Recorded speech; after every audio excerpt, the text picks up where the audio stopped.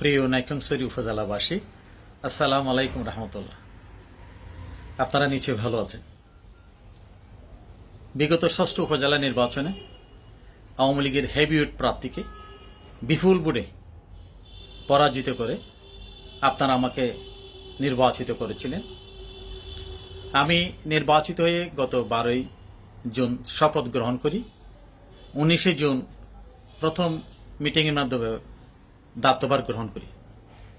গতকাল 19শে অগাস্ট বর্তমান অন্তর্বর্তীকালীন সরকার, যেটা বৈষম্য বিরোধী ছাত্র আন্দোলনের, ছাত্র জনতার আন্দোলনের ফসল, যেটা আমি নিজেও সমর্থন করি, সেই সরকারের বৈষম্য বিরোধী ছাত্র আন্দোলনের চিন্তা চেতনার বহিঃপ্রকাশ ঘটানোর জন্য তাদের আন্দোলনের ফসল হিসাবে বর্তমানে এই অন্তর্বর্তী সরকার উপজেলা পরিষদের চেয়ারম্যান বা চেয়ারম্যানদেরকে অপসারণ করে তদস্থলে উপজেলা নির্বাহী অফিসারকে প্রশাসক হিসাবে নিয়োগ করেছেন।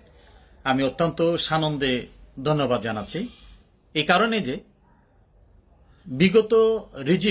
বিগত সরকারের দীর্ঘ লং টাইম নির্যাতন, নিপীড়ন সাধারণ মানুষের উপর যেটা ছিল, সেটাকে আমরা কোনোভাবে সমর্থন করি নাই এবং আন্দোলন করেছি এই রিজিমকে হটানোর জন্য। ছাত্র জনতার আন্দোলনের ফসল হিসাবে যেহেতু এই নির্বাচন বিগত রিজিমের আন্ডারে হয়েছে, সেতে এই নির্বাচন বাতিল হোক, সেটা সকলে চেয়েছেন।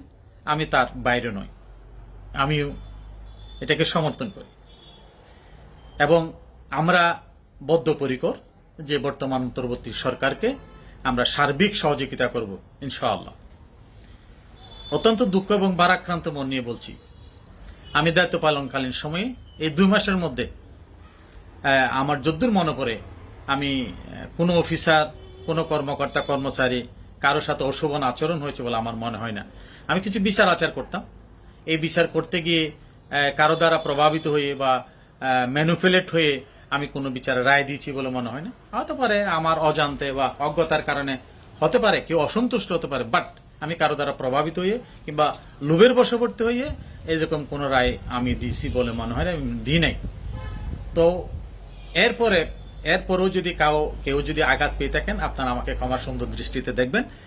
আমরা অত্যন্ত সন্তর্পণে দেখছি কিছু অপ্রীতিকর ঘটনা, টুকেটেকাটি ঘটনা ঘটতেছে।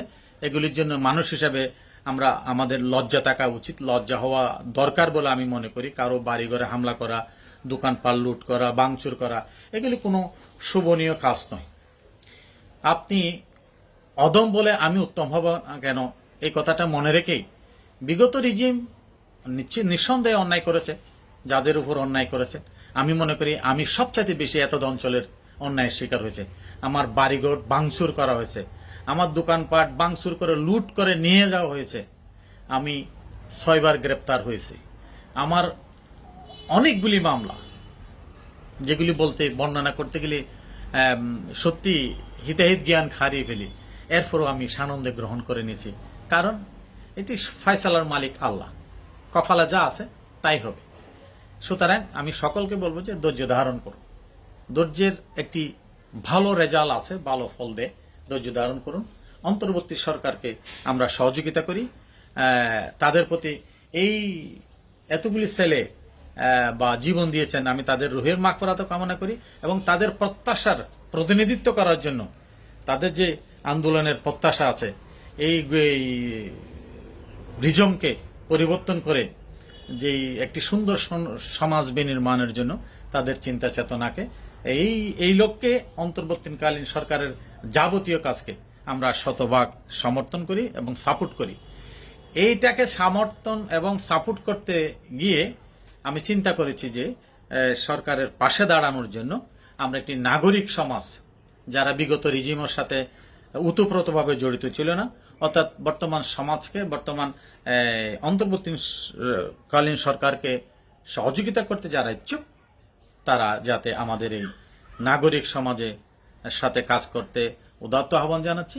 আমরা অচিরে একটি কমিটি ঘোষণা করব এবং কোনো ধরনের সরকারি প্রতিষ্ঠান, সরকারি জায়গা জমি যাতে কেউ দখল করতে না পারে বা কেউ যাতে থ্রেট করতে না পারে, কেউ টেন্ডারবাজি করতে না পারে, চাঁদাবাজি করতে না পারে, কারো দোকান, বাড়িঘর, অফিস আদালত লুট করতে না পারে আমরা সার্বক্ষণিকভাবে প্রশাসনকে সহযোগিতা করব এই প্রত্যাশা রাখছি এবং সকলকে আমাদের এই নাগরিক সমাজের প্রতিনিধিত্ব করার জন্য আমি উদাত্ত আহ্বান জানাচ্ছি। আসসালামু আলাইকুম রহমতুল্লাহ।